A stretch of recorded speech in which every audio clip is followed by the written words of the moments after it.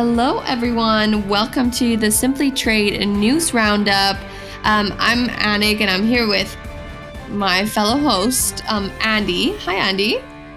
Hey, good morning and hello. So I don't know why I was talking about this today, but it's actually October 3rd, which was the day the wall fell in Germany in 1989. So I don't know why I was thinking about that, but Oh I guess my that's kind of a fun gosh. fact. Yeah. I October, was I thinking about that, happen and to I'm like, be, yeah, go ahead. that's in Germany, since we're talking about that, is that not the reunification day in Germany? Yes. Well, I think that, I hope that's what it's called. That's an American term. I'm not sure. Yeah, forgive my ignorance on that, but I happen to be in Germany, in Frankfurt, actually, on the first night of reunification. Oh, why? How come? Yeah. So we call it, I think it's we call it Tag der Deutschen Einheit, German Unity Day. So Yeah, okay. That's when North and East, no, East and West Germany. Combined. East and West combined. Yeah. Austin and Weston. Oh my gosh, there were families that for generations that have not been able to see each other that were on East and West Germany, and the wall came down, the gates were opened. It was that was quite a party then too. Yeah. And yeah, it's so interesting because, I mean, I'm so interested in this kind of culture and what happened way before me, not in the world, but Germany per se. I don't know. The whole thing just interests me because it's such a crazy story. But yeah, anyways, October 3rd is Unity Day, which is Tag der Deutschen Einheit. Just a little fun fact for you at the beginning. We'll have one at the end again. Don't worry about it. But this one is a great one, I think, to just know. And I think anyone should know that. It's, we need to be educated on what's happening around the world. And this is why we also have the news, and we're going into the news. So China's dairy industry faces a surplus of milk due to declining birth rates and a sluggish economy, resulting in reduced demand for dairy products. Yeah, I mean, there's reduced demand when, declining birth rates. I guess babies need milk, and sluggish economy is It's an interesting use of words, I think. So, despite efforts to promote dairy consumption and expand the sector, the surplus has led to financial losses for dairy farming companies, with smaller farms going out of business and others scaling back production. Which this imbalance has also impacted imports and led to restrictions on European dairy products. This is, this is kind of interesting to hear. And I don't think we have that problem in the United States, do we? With declining birth rates, there's some of that's going on, but China in particular, this article is showing a lot of things. So the one thing, this is in the U.S. News and World Report, and in this particular article, it talks about all right, first off, China has this surplus of milk and of dairy products.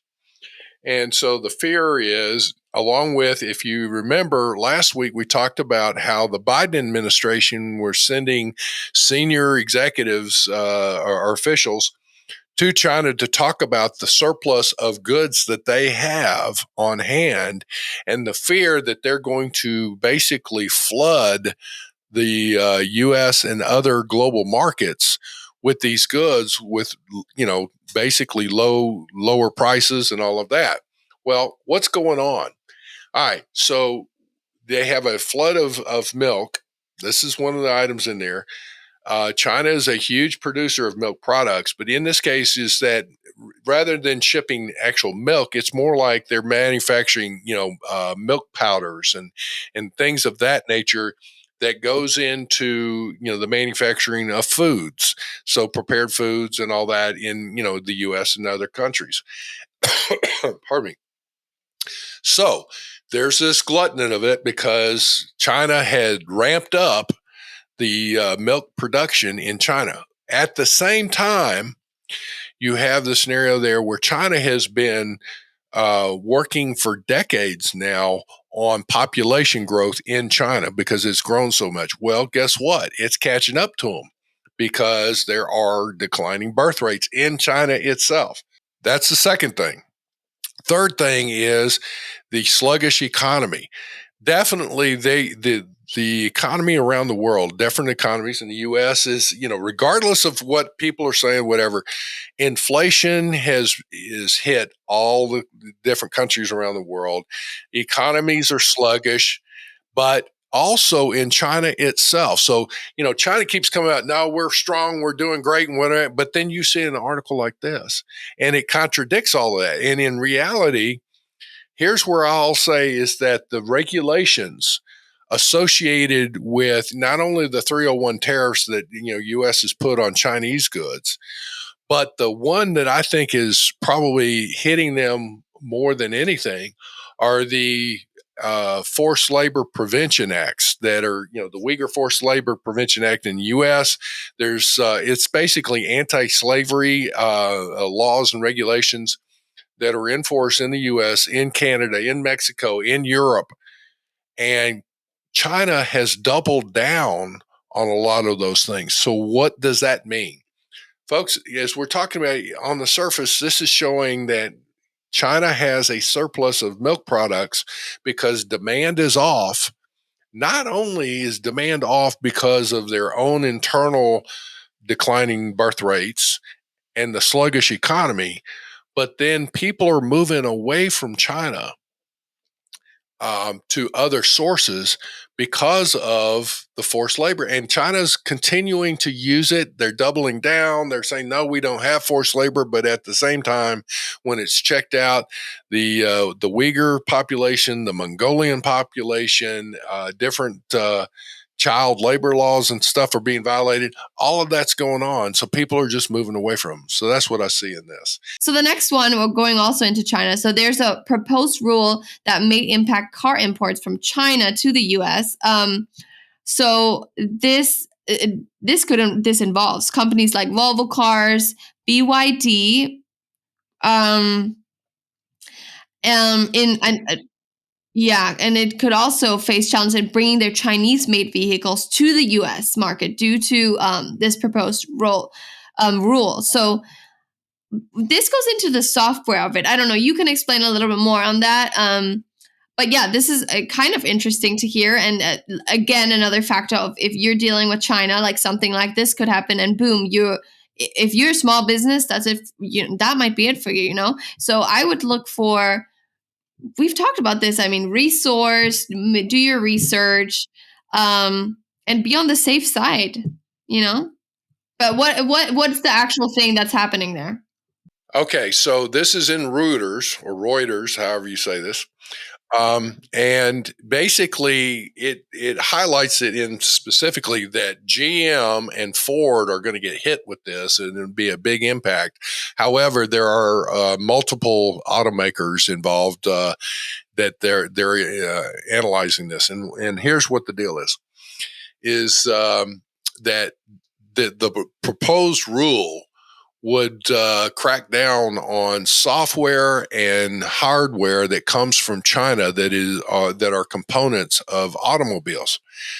So in that is that there's a question about a national security risk, believe it or not, on some of this, and I'll explain that in just a second. But as we go through, apparently GM is manufacturing one of their vehicles, the Buick Envision, and Ford is manufacturing Lincoln Nautiluses in China. They're assembled in China, and then they're shipped back over for the U.S. market. Now, I could see where they would manufacture them over there for the Chinese market. Well, that's not the case.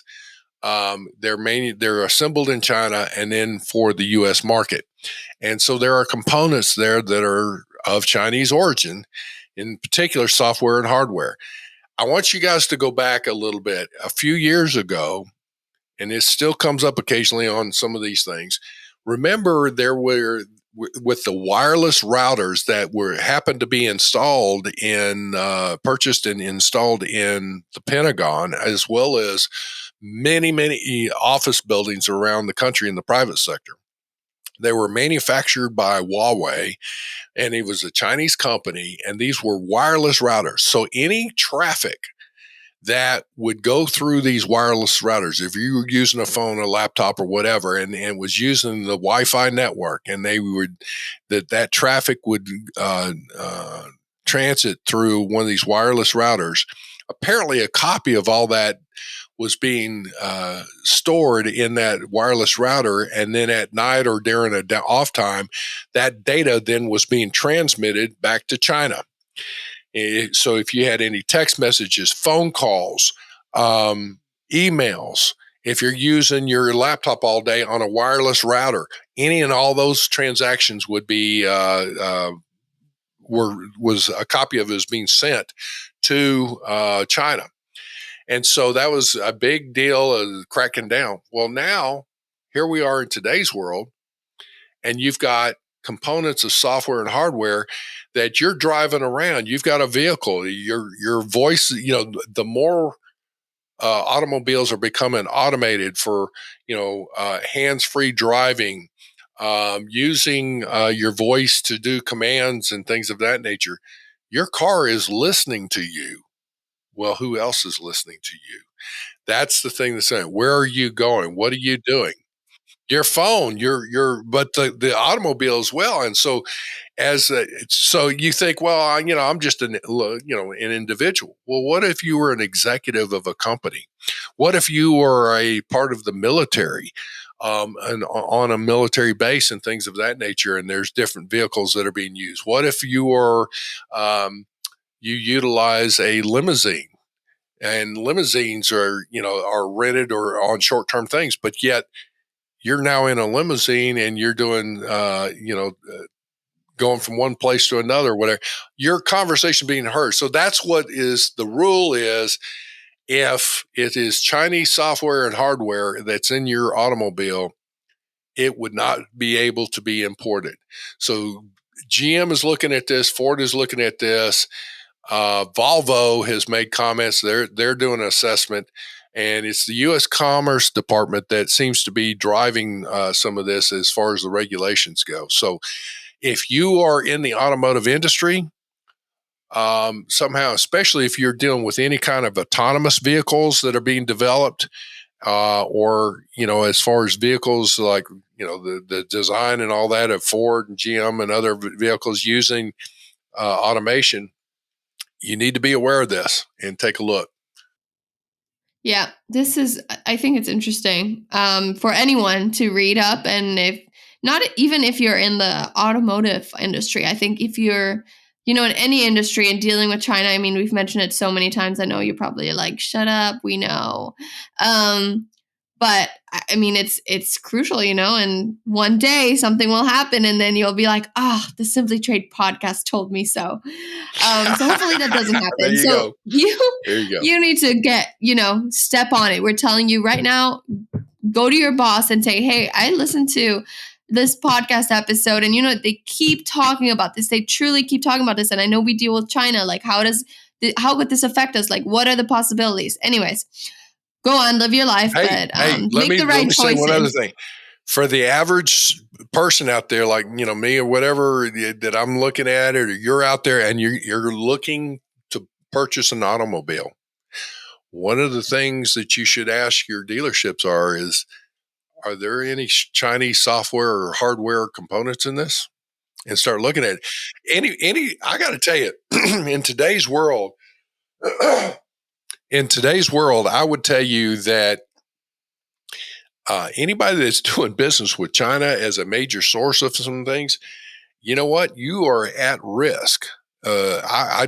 If I had my choice, I would be looking elsewhere, just because of all the drama that's going on with all these regulations and all. And China, I can't hardly blame them. They're playing hardball for China first type approaches, but they're not playing fair in a sense. And we're all trying to accommodate it and do little things here and there. It's like, I guarantee you, it's if somebody was stealing your intellectual property, you need to get mad about it. Okay, so the third article, we're kind of stepping into more technology, but kind of exciting technology. I think the good side of a technology that we can be on, we have to use it to our advantage. And this one is talking on 3D printing technology. So, kind of a new era and new US export controls on 3D printing technologies. So it's basically talking that the US Department of Commerce has introduced robust export controls targeting advanced technologies in the 3D printing industry, particularly focusing on additive metal additive manufacturing. So it's talking, let me see. So these regulations extend basically beyond this kind of manufacturing, encompassing technologies like, oh my god, this is quantum computers. If you're in this industry, you probably know what I'm talking about. GAAFET technology and semiconductor equipment. The industry now faces the imperative to recalibrate compliance strategies to align with the revised export control framework. So I think this kind of means that people that are in this sort of industry or are able to use this technology need to get trained, right? Or this is what it would mean, right? I mean, this article is a little confusing because it has so many technical terms in it, but is that what you're getting to or no? Well, it is. Here's what it boils down to: a 3D printer is something that you can do a lot, and the issue here is that the capability enables the user to literally manufacture or print out a part or several parts or different things. I mean, the technology has gotten to the point where it's the 3D printer technology that you could literally print out a house instead of ink or plastics, and it's using concrete or whatever the resins are and all.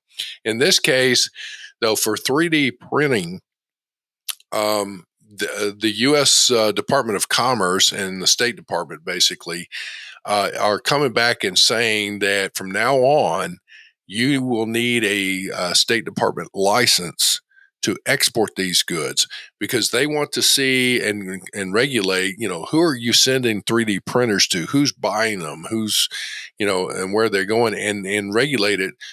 Why is that? Well, it is difficult to get some parts for certain vehicles, let's say, and I'll say in particular the Russian sanctions, for example. And so with a 3D printer, instead of trying to find and buy a part, they could manufacture it. That's the kind of technology we're talking about, or some other type of terrorism. Yeah, and it's also talking about the restriction on exporting to designated countries such as China and Russia, which we're back onto our other topic. And obviously that makes sense because I think this kind of technology shouldn't go out to those kind of countries. Well, it's going to be highly regulated. They will still, if they really want it, they're going to get their hands on it, but they'll do it illegally. So that's the thing that in looking at it. So if you are in the 3D printing industry, this is one thing. But if you have purchased a 3D printer and are using it in the US, and then you go to say, hey, this is great. Let me send it to my company over in Europe or, in South America or anywhere in the world. From now on, you're going to need to look at what the requirements are and basically just plan on getting a State Department license. So this will be something like, let's put this in perspective for you. This is something where you may have a laser printer that you've used and your U.S. company is purchasing group have laser printers in stock, or they'll buy them for their offices around the world and they're distributing this. Well, in some cases, you have the use of 3D printers that are, that's integrated now into a lot of things, even in the engineering process to develop prototypes to all kinds of things. The use of a 3D printer now, your IT department will purchase this and then ship it to their respective offices around the world. If you do that, this is something where you need your compliance folks, you need to reach out and make sure that your company understands this is a new rule. It's no longer just, well, let me just ship out a printer. This is something that's highly regulated. And you don't want to get yourself into a problem not complying with export rules and regulations in this. So that's what your takeaway is here. Yeah. And yeah, I agree. And you know what? This is, I mean, in the original article, it does state that this is like an anti-terrorism export control. So we know why these controls are in place. Obviously, terrorism. And I think, I mean, I would say it's a good thing, especially as technology evolves. We need to be really careful with what we're putting out and where we're sending this stuff to and regulating such things, that can cause such harm for, the entire world. That's just my perspective, by the way. Anywho, I have a little fun fact for you, which goes back to the first article. So, we talked about the surplus that China has of milk. And this is a fun fact, but also kind of crazy. In 2022, China imported the most milk, amounting to over 6.1 billion US dollars, which is the highest import value in the world. So that's so crazy that it came from, them importing so much in 2022 to them now, being stuck with all this milk, right? It's kind of, I mean, that's my fun fact. I thought that was funny talking about the first article. But anyways, that kind of wraps up our entire podcast for this Monday. And we hope that you have a beautiful week, and we hope that you had a great weekend. So thank you so much. And thank you, Andy, for being here. And we will see you next week. Thank you very much for joining us. Simply Trade is brought to you by the generous contributions of Global Training Center. You can follow the show and GTC on LinkedIn or Twitter and other social networks. Make sure you check out the show notes in the description for a full rundown of today's show with all the important links. Also, make sure that you share this with a friend and subscribe on your favorite streaming platform. We really like hearing from you. If you enjoyed the show, make sure to rate and review wherever you listen to this podcast. If you or someone you know would like to be a guest on the show or would like to sponsor Simply Trade or suggest any topic you would like for us to discuss, please contact us via email at simplytrade@globaltrainingcenter.com, or you can DM us on Twitter at simplytradepod. Thank you again for the privilege of your time. Happy trading. Simply Trade is not a law firm or an advisor. The topics and discussions conducted by Simply Trade hosts and guests should not be considered and is not intended to substitute legal advice. You should seek appropriate counsel for your own situations. These conversations and information are directed towards listeners in the United States for informational, educational, and entertainment purposes only and should not be substituted for legal advice. No listener or viewer of this podcast should act or refrain from acting on the basis of information on this podcast without first seeking legal advice from counsel. Information on this podcast may not be up to date depending on the time of publishing and the time of viewership. The content of this posting is provided as is. No representations are made that the content is error-free. The views expressed in or through this podcast are those of the individual speakers, not those of their respective employers or Global Training Center as a whole. All liability with respect to actions taken or not taken based on the contents of this podcast are hereby expressly disclaimed.